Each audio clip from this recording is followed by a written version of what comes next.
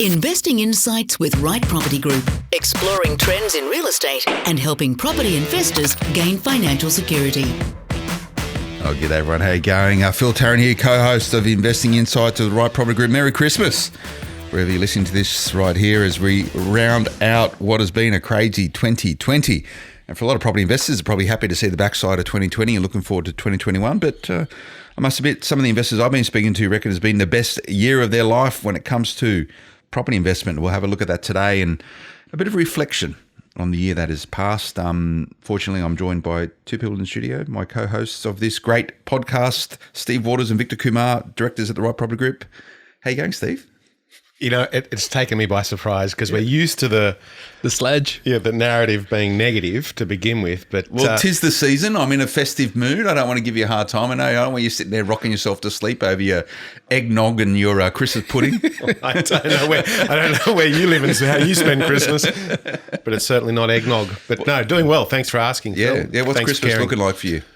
Time off? Yeah, I'm going to take a break. Okay. I'll have a couple of weeks off. And then I'll get straight back into it again because as the borders reopen and we get a little bit more mobility interstate, we're going to need to be there and touch base with the rest of our team in person and continue on our merry way. And how do the Kumars celebrate Christmas? You'd have a big chicken or something you'd cook, no doubt, and there'll be trimmings and all this sort of stuff. No? No, usually it's a very quiet Christmas for us. Yeah. We tend most of the time to go away on Christmas, but this year we're actually staying home. So we're not having any overseas trips and all that, which is sort of good. It's got us to reprioritize, and I'm actually finding myself actually doing some manual labor in the yard and all that sort of stuff. You've never picked up a tool in your life. I tell you what, for those that don't know, Victor, manual labor is a Spanish name. I reckon his manual labour is pulling his credit card out of his wallet, right? Oh, he doesn't do that very often either. He's just spilled coffee all over himself. That's very, very, very good. But I know a lot of people are going to use this period to recharge and have a reflection on 2020. And Christmas is always a good time. And, we did the same podcast last year, right? What's the year ahead look like? And how do you go about capitalising on it? But I don't want to go too much into that today. What I think, guys, want to get into is that for us to have a real frank assessment of 2020, because it depends how you are wired and how you see the world is whether or not you've had a good 2020 or a bad 2020. Now, I know a lot of people in business have had a pretty tough 2020. I know a lot of other people in business have had a pretty good 2020, depending on what they sell. If you sell beer and food at a retail outlet, you probably had a pretty bad 2020. But if you sell stuff online like furniture for offices, you probably had a good 2020. Same applies for property investors. Those property investors I know who have seen 2020 as a year of opportunity have had all those things in place that we've spoken about for years on this podcast, Steve. They were ready, they were poised, they were prepared, they had their verticommas shit in order, the part of my French. How many people do you reckon were like that over 2020 that you've connected in with? Look, I think it's been a very different year. It's certainly a different crisis that anybody's really ever experienced. And there was an element of the big what if around this because clearly there was an economic repercussion, but there was also an immediate health scenario as well. And I don't think at the beginning people really knew which way and what to expect. So there was that moment of flux. Then there was the lack of mobility and we saw big job losses. But I think during that process, investors in any asset class were looking for opportunity. And in our space, whether it be in a property as the example, the opportunities quickly started to present themselves, but not in terms of the immediate value proposition, but it was more about, well, here's a moment in time where most people are taking a break, if you will, and we can get in and take advantage for the future, so to speak.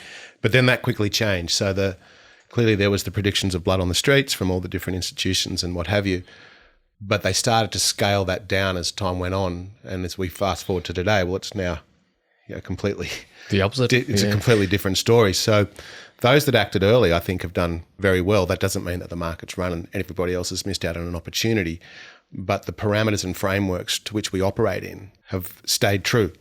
Have stayed the same with just little nuances. That's right. And I remember as the news broke out about COVID very early in the year, Steve, you recall you and I were downstairs from the office in the restaurant there having lunch, and we were discussing that. And then when the lockdown started happening, we were in Perth and we were almost caught out. If you go back to our Facebook page, you'll see the initial video we did back in March. But I also recall at that same moment, we were onto MLS, our finance arm, saying, gear up, get us as much money as we can. We didn't know what the opportunities were going to be, but we knew that there was going to be some significant opportunity coming up because of the adversity, right? Now, of course, there are people that get financially hurt whenever there is adversity, but there is also an immense flow of wealth from the unprepared to the prepared, right? Now, the unprepared to the prepared is nothing else except mentality and ready with finance. Preparation. Yeah. Yeah, and you could go back to as many podcasts as we've ever done, and we've always talked about preparation. Well, you can't liquidity be and the like. ready immediately though. Like you've got to be ready always, and that requires diligence at all. That's the times. point. So the Ready people, always. Yeah, the people who were hurt during COVID weren't ready, and they'd either overextended during that period of time, or they didn't have the base fundamentals. And for me during COVID, it hasn't been easy, but because I'd built a financial position which could buttress most issues, it wasn't too much of a concern. Same for you guys, and you're able to turn that from being, hey, am I okay, to where's the opportunity lie? And that's about being reactive and responsive in a crisis. Victor, do you like crises, plural? Yes and no. Yes, because it always brings opportunity, right? We just need to recognize the opportunity. Opportunity always comes wrapped up in problems. You got to solve the problems to get to the opportunity. And it's often that the no part of this is where people don't know how to handle the problems or aren't prepared to handle the problems. Hence, they become a statistic.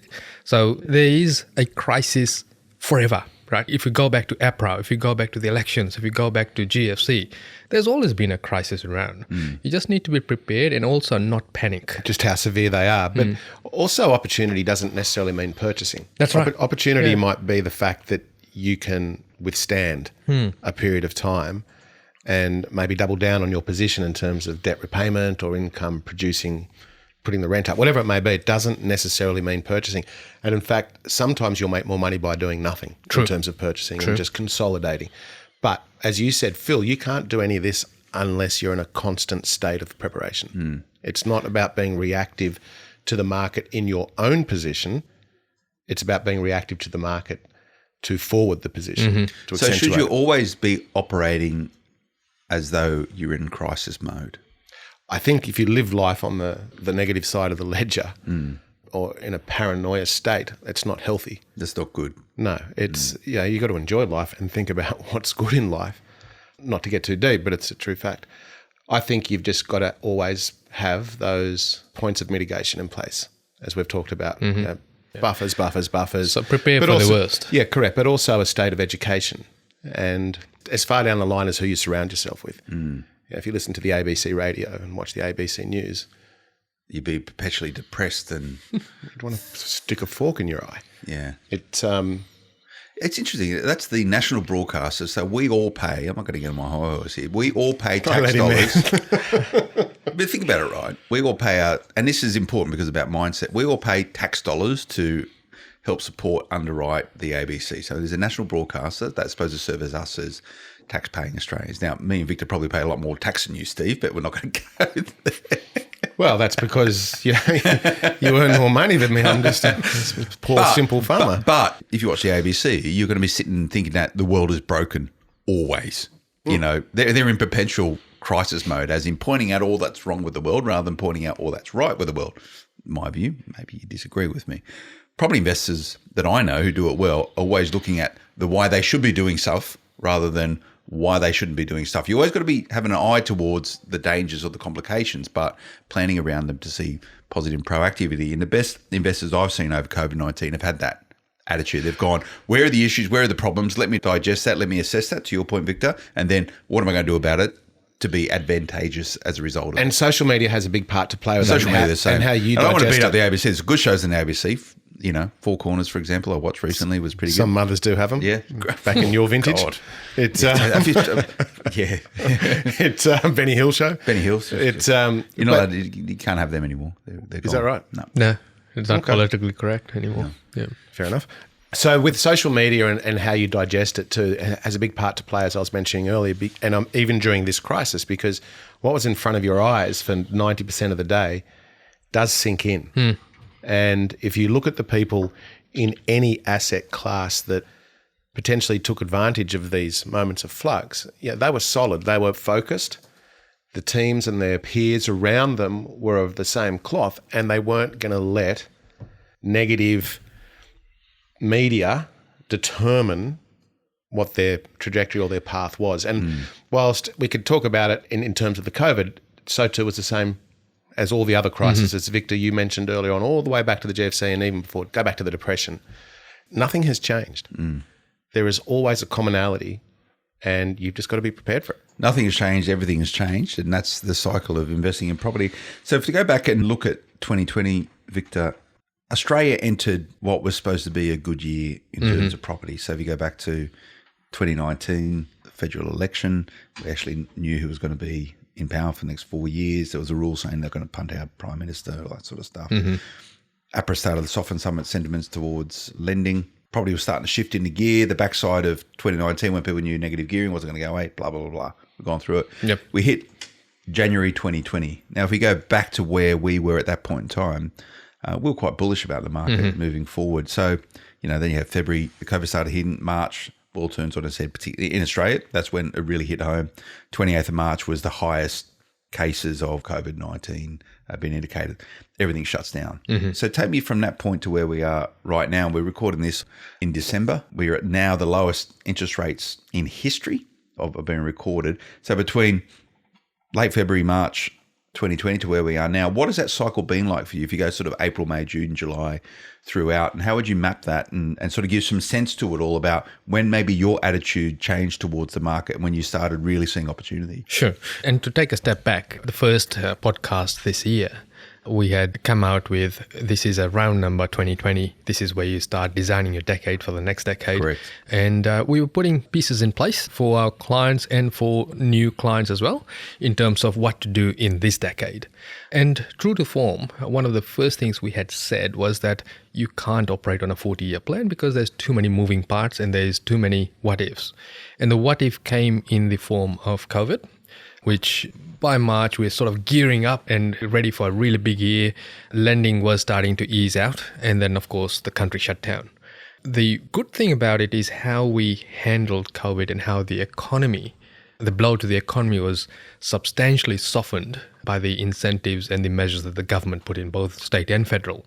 And that has had in itself several opportunities. Obviously, most commentators, most people were looking for that cliff fall when the JobKeeper allowances would stop, because that was a measure that was put in. And we were on record to say, don't rely on that. The market will do what it does, and we need to go back to fundamentals. We've always been investing via fundamentals, but more so than ever, we advocated that, we need to get back to fundamentals. And by doing so, we've been able to rescue the psychology of investing for people that were, as we said with the ABC situation, bombarded with all of this negative news, right? And when you look at it from the Australian view as well as the greater world, we handled COVID really well, but we also handled the economy extremely well to the point where we've now got the most lowest interest rate ever in Australia. And the flow-on effect of that is that along with the incentives that were progressively introduced by the both state and federal governments, and of recent, the budget measures with each of the state governments as they're rolling out their budgets, all of these were focused on gearing towards more business, making property transactions easier to enter into, and also creating employment. All of the hallmarks of a good, solid run, because the fundamentals are there, right? So the pieces didn't all come in together. And I recall both Steve and I, it was just like two kids in a toy shop that was also a candy shop as well, right? Because this is how the property market was coming together with all the pieces falling in place. And I think we hit the peak of it around October when all the pieces fell into place. And we'd seen it before. That's why we were excited around it. But out of the silver lining in this, and obviously not for everybody because some people have lost their businesses, their jobs and everything, and their health around it. But if I park that aside for 1 minute, the silver lining in this is that as a consequence, we have low interest rates, which is really a sign of the economy, which on the other side isn't that healthy. We have government grants, state and federally, as you talked about. We have infrastructure spends like never seen before. So there's a lot of good things that have come out of this and enabled a big deal of people to be able to purchase that potentially couldn't or wouldn't have for many years come. So take the first homeowners, the stimulation of the building industry. There is the silver linings in this, which I don't think would have been as amplified today had we not had the crisis. Yeah. So it's a direct cause and effect. That's true. And the biggest thing I think has been that it's got a lot of people to sit back and take stock of their lives and in terms of their financials, because what's it's highlighted hard and fast is that there's no such thing as job security, right?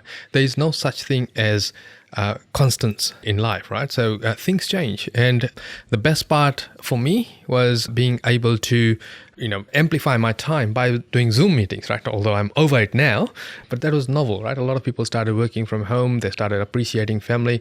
And then as they started that appreciation, they realized, hang on, I need to provide for these people. And therefore, they brought forward their investing plans, or they took a long, hard look at their expenditure patterns. Actually, before COVID, we were talking in one of the podcasts, I believe it was, around the level of entrepreneurship now across the planet as opposed to what it was 10 years ago because of social media and all these different platforms and what have you.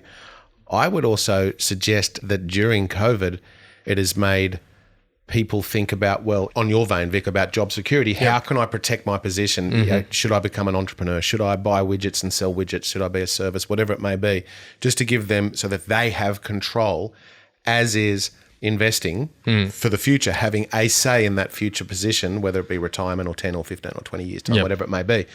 But I think if we go back and just look at some of the direct data points of COVID. So you mentioned earlier on about the election and how there was an absolute physical flick of the switch last year in June, that it was like someone opened the gates and by Sunday, literally the phone was from agents was just going nuts. As soon as Australia knew who its new Prime Minister was going to be, things changed. It was the sentiment shift was immediate. It was huge. But where I'm going to with this is the high intent search activity, which was, you would think, at its peak after the election because everybody felt a element of security around policy and what have you. And so everybody, search intent was pretty big. However, during COVID, some of those data points showed that the high intent search activity was higher than before, than what it was at August last year, which if you were just relying upon that, you'd say, well, that doesn't make sense. There's a massive anomaly here. But it shows the strength of what people think of property as an asset class and as a solid asset class, a safe asset class. Australia is unique in that regards, and I'm probably going to get these numbers wrong, but to your point, Victor, the inherent strength of the Australian economy, and Steve, to your point, the attitudes Australians have towards wealth held in property. I think prior to COVID kicking off, Australia had the 12th biggest GDP in the world.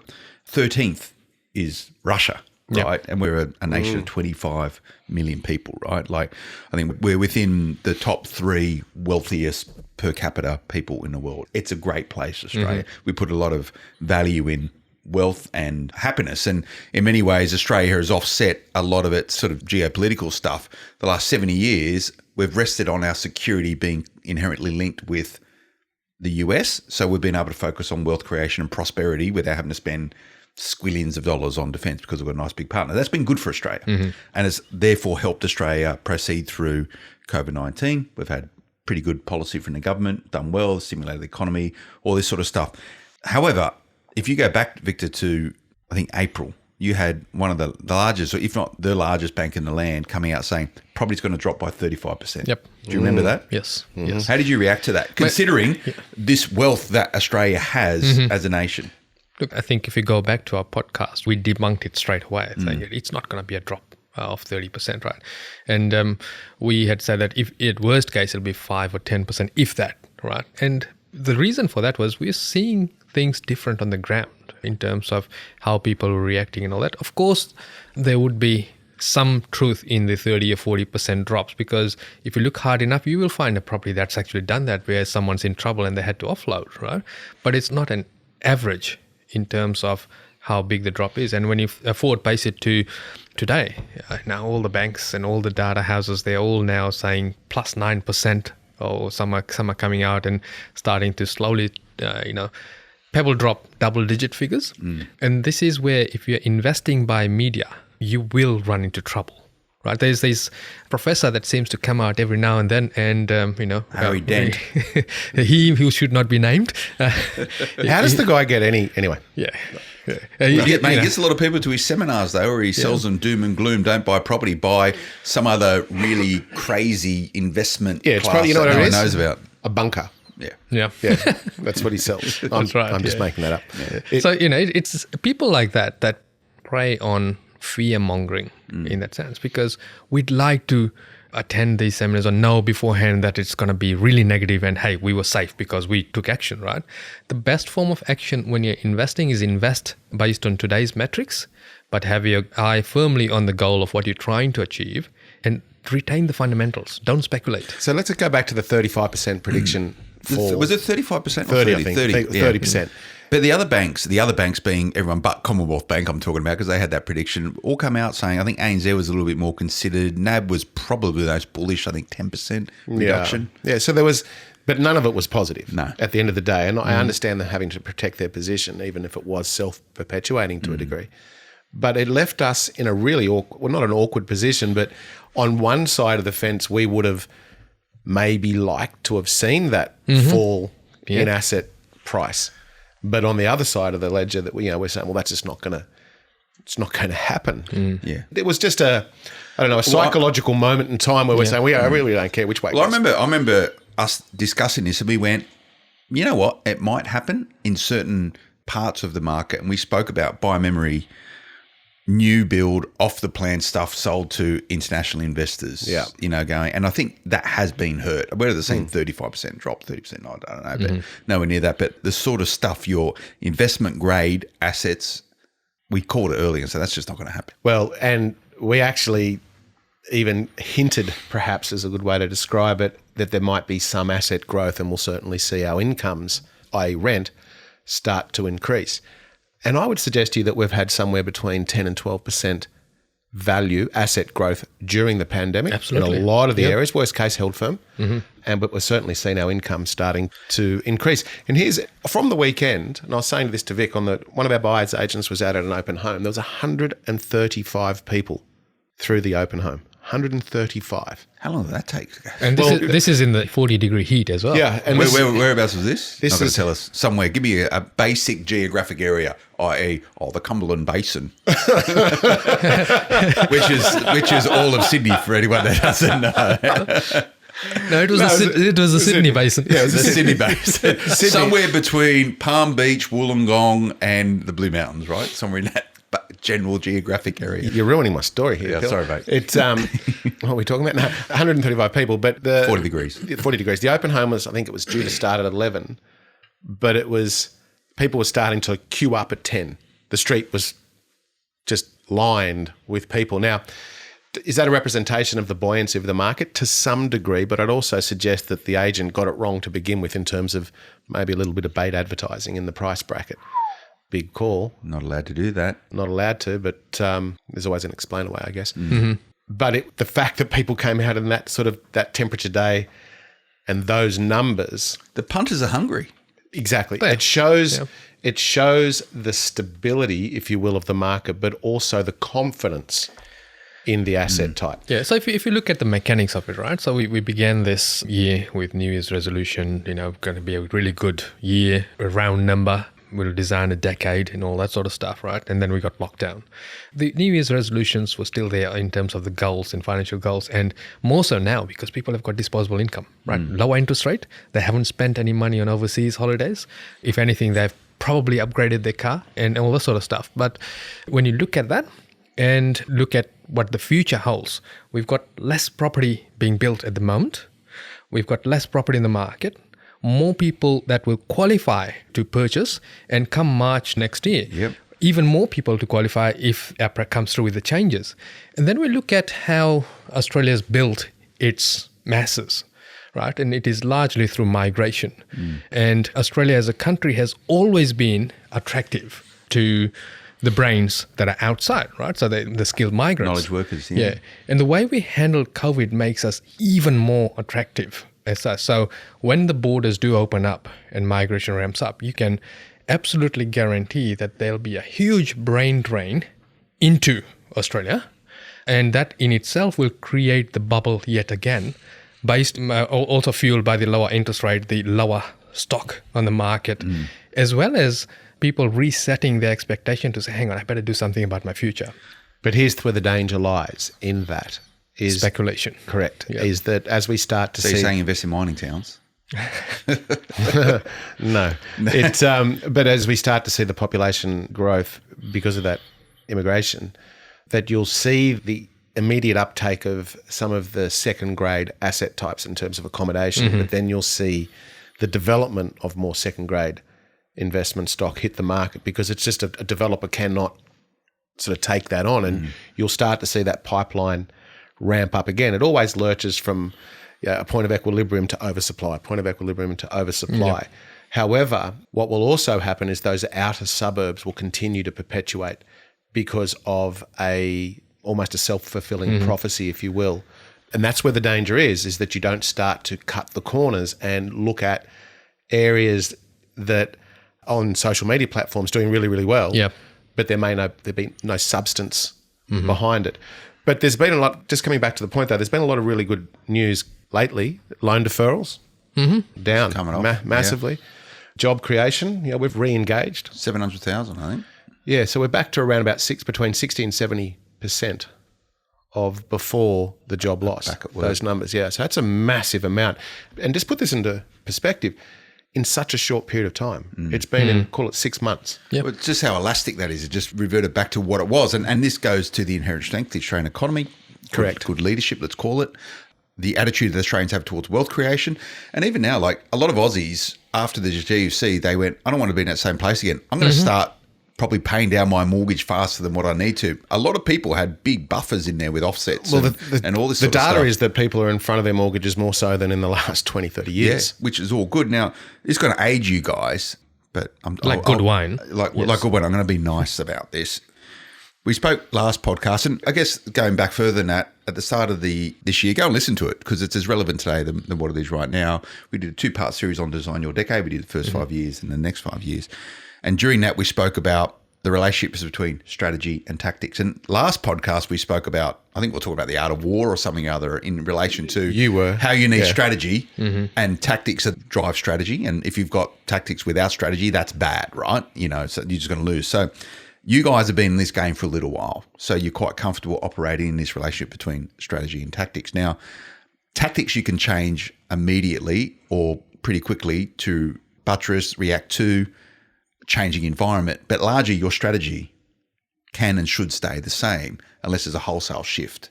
So how have you guys gone about, considering you've gone through a number of market cycles, doing what you do as professionals, GFC, for example, in helping your clients focus on the strategy, not deviating from their strategy, but helping them understand what they need to do differently in this market to realize those opportunities, Steve? It's a little different this time because of the cost of money. But the strategy should always have the elasticity to pivot slightly, but not 180 degrees. If you're changing your strategy 180 degrees, it was probably never right for you. It doesn't mean that it isn't a successful strategy, just not for you, not for your circumstances. But the thing for me that has never changed is always been around cash flow management. Now, I'm going to be quite general here because I'm not going to be talking about subpar areas and the like, but it's always been around cash flow management in good, fundamentally strong areas. Let's call it metropolitan and strong regional. Let's just bracket into that. Yeah. Because the strategy has been control the cash flow, then bracket creep in terms of asset value, not the other way around. It's for me and for Vic, it's never been around, well, let's go out and buy the $5 million investment property or whatever it may be with horrifically low cash flow and then start to say to ourselves, how the hell do we create cash flow when I need it?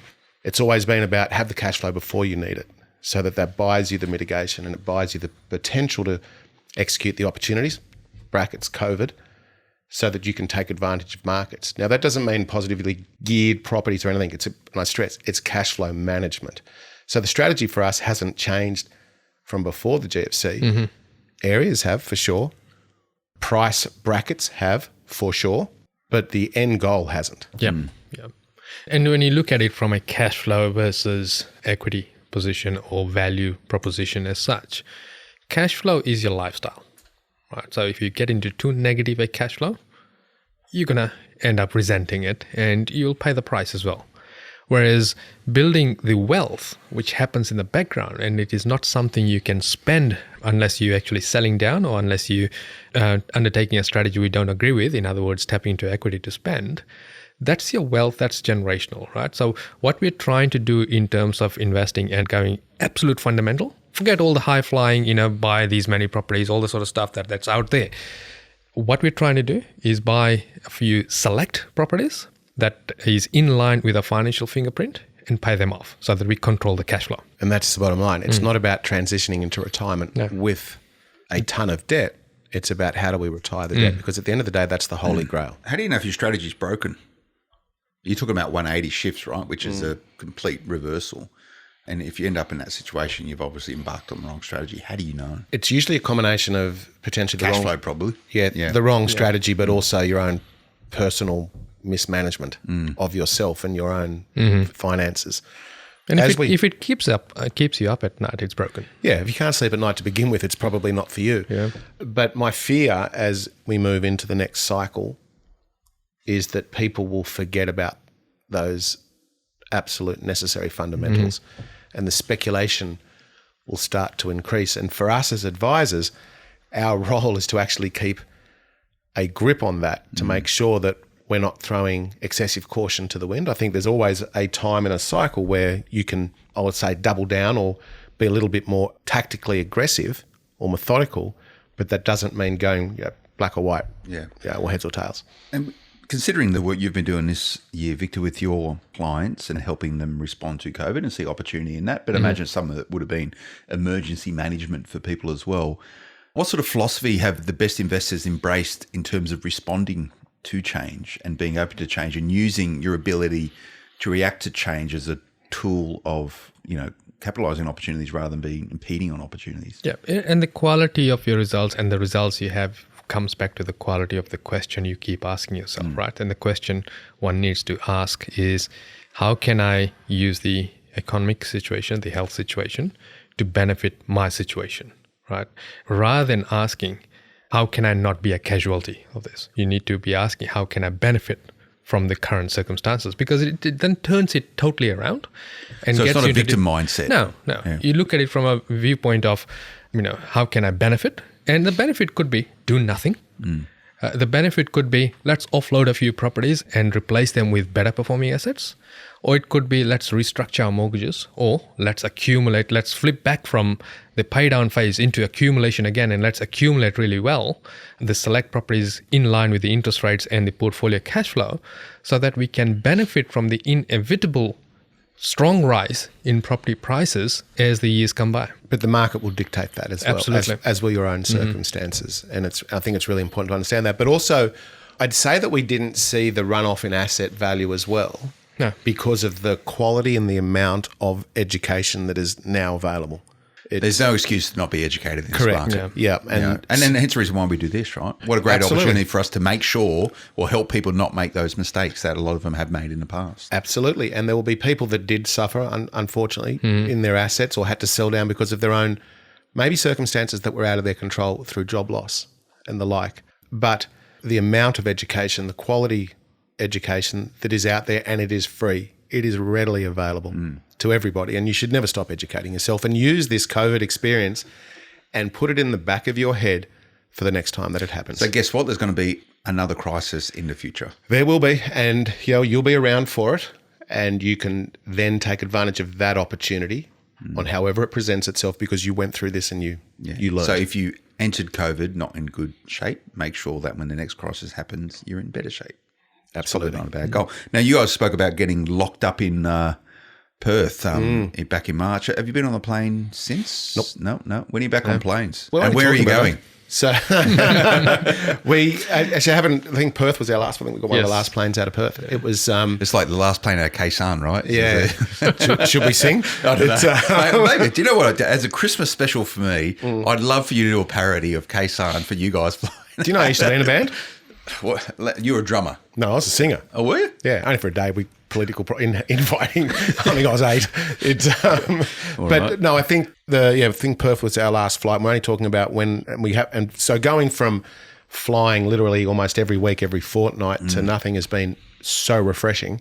But now we're ready to go again. Ready to go. But we don't know where. Well, we do. Do you guys sit there and just get like a big spinner on a map of Australia and it goes, looks like we're going to Darwin? No. We've actually, as I mentioned earlier on, we've got to get face-to-face with our team in other states and continue the training, and also keep our fingers on the pulses of the market from a ground truth point of view, which we've always banged on about. Where to first? I would probably say whoever lets us in. There you go. And then lets us back out. Yeah. So the biggest danger over here is that if we go out and they lock us out, we're out for 2-3 weeks. Yes, is it right? Yeah, you got to. Yeah, and this is sort of, there's challenges with that and risk reward, and it's you can do a lot without having to jump on a plane. But to your point, Steve, you need the ground truth. You got to get on the plane and see what's going. Now, we've spoken a lot about the year that's passed. Let's look into 2021 really quickly. We've got another 5 minutes. What, Victor, do you need to be doing differently this year as you plan for the year ahead? So you've got this period over Christmas. Yep. What do you do?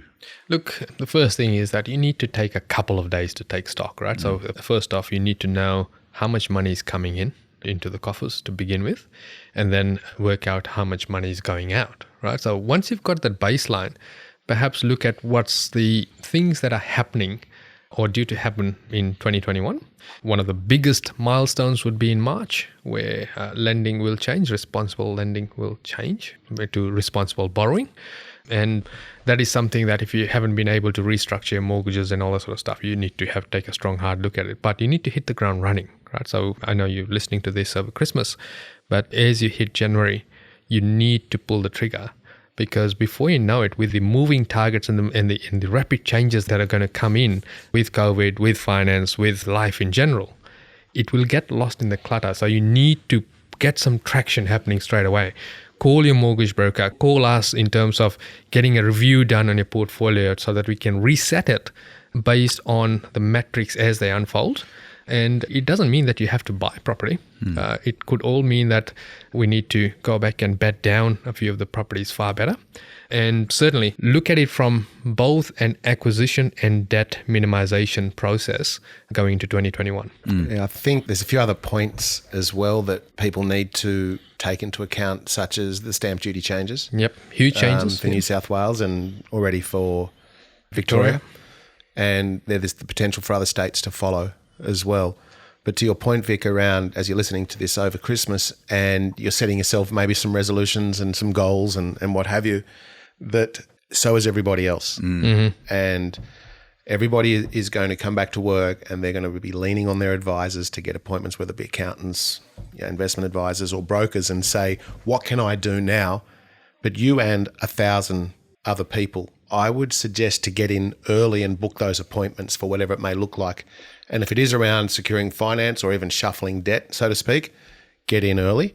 If it's around reviewing your own circumstances and your numbers, it may not be, as Vic said, about purchasing, but it might be about extrapolating more cash flow from the portfolio, because there's a lot of areas around Australia where rents are increasing dramatically, and you need to be on top of that. In fact, it wouldn't go a week go past where I don't sit with a client and we don't identify that they are below market rent, because that's how quickly it is moving. Well, and we'll do a case study on this, Steve, for Smart Property Investment listeners on our portfolio. For your portfolio, we're going to do that, and we'll do that before Christmas. Long overdue. Well, not really long overdue, but where we sort of speak regularly around, just the other week on how we're underweight on some of our rents, and strategically, I haven't renewed them. So we jack them back up when we can, but I didn't want to be losing people over Chrissy and stuff. And then and that's a very valid point as well. And just as a side note, if you have got property that is at the end of its tenant lease, consider keeping them month to month until That's what I've done. Until the early new year. Until for example, we've got a property change out in Mount Druitt at 250 when really the market rent's 280. Every day of the week. But then if you combine that with the minimisation of some of the mortgage rates as well. And it is a monumental cash balance sheet shift. Yeah. But so too is and this is my point, everybody, because if you haven't reviewed your rents over the last 6 months, there's a good chance you're behind in a lot of good, strong areas. So there's a lot of moving parts. Hit the ground running. Be prepared, because I believe next year, well, I think we said it a couple of podcasts ago, there'll be a tale over the next couple of years of should've, would've, could've. Yeah, You don't want to be that, because you speak to any successful investor and you go, oh, what's the biggest mistake or regret in property investing? They'll go, I wish I did more when I could have. And I think probably this is going to be one of those could have periods. Potentially it could be. Yeah, depending where you're buying. But so what about for you guys? Like, I know you're going to have some time off. It's cool, but preparing for 2021, you happy to do some portfolio reviews for people, all that sort of stuff? Yeah, and it's get in touch with us quite early, because it does book out pretty quickly, and we do have to be careful with our time. But happy to do so, always have had. The more information that you have, the better decisions that we can help you form. How do people do that, Vic? So go onto our website and plug in your details on the contact me form, or you can ping us directly on Facebook. Yeah, and that's easy. That's easy. Just do that, and you spend some time with people and see what's going on. Yep. Yeah, Absolutely. it's a good sounding board. I highly recommend it. It might get you thinking about your portfolio different, or if you haven't yet started, what a great time to start designing your decade during this period, Victor, and entering 2021 as a new to market property investor, because I think back, would have, could have, should have, when we started buying in 2011, Steve. It was a long time ago. 9 years ago. And think how quickly that went. I could have easily doubled down back then. Yeah, but you got to play within your frameworks and capacities, and a lot of those are psychological. Yeah, wish I did. But anyway, won't make that mistake again, maybe. Ooh, big call. Well, thanks, Jen. So it's been a really good 2020. I wouldn't have thought when we started kicking off this year that we'd end up where we are at this side of the year, but we're still standing. We're still doing this. We're still going hard. I look forward to next year. I think it's going to be good navigating 2021 with you guys as we sort of take hold for what is going to be a big shift and big change, around lending and all this sort of stuff. So all the ingredients are there. Yes, nice one. So thanks so much for your time and thanks for the year. Thank you. And to all the listeners of Investing Insights, Merry Christmas, and we'll see you in 2021. Nice one. The information featured in this podcast is general in nature, does not take into consideration your financial situation or individual needs, and should not be relied upon. Before making any investment, insurance, tax, property, or financial planning decision, you should consult a licensed professional who can advise whether your decision is appropriate for you.